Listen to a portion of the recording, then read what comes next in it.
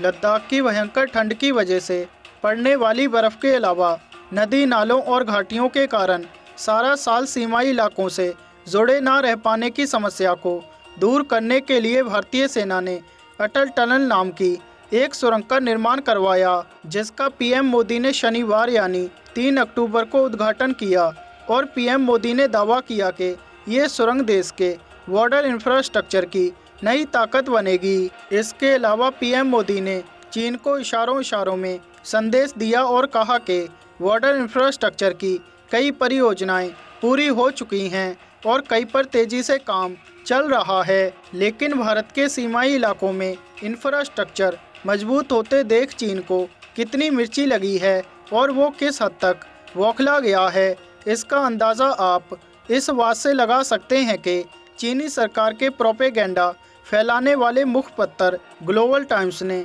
अटल tunnel को लेकर अपना प्रोपेगेंडा छापा है और भारत को धमकी देने की कोशिश की है। दरअसल ग्लोबल टाइम्स ने दावा किया है कि भारत को अटल सुरंग बनाने से बहुत ज़्यादा फ़ायदा नहीं होने वाला, क्योंकि इलाका पहाड़ी और घनी आबादी वाला है, इसलिए इसका निर्माण सिर्फ सैन्य मकसद से किया गया है। ऐसे में शांतिपूर्ण वक्त में तो इस सुरंग से भारतीय सेना की आवाजाही और आपूर्ति में बहुत मदद तो मिलेगी, लेकिन जंग के वक्त या फिर कहीं सैन्य संघर्ष में इससे कोई फ़ायदा नहीं होने वाला, क्योंकि चीनी सेना के पास इस सुरंग को बेकार करने के कई तरीके हैं। ऐसे में भारत और चीन के लिए यही बेहतर है कि दोनों देश एक दूसरे के साथ शांतिपूर्ण तरीके से रहें। साथ ही चीन ने दावा किया है कि इस सुरंग के बनने से पूरा देश खुश है, लेकिन भारतीय राजनेता इसका इस्तेमाल सिर्फ दिखावे और अपने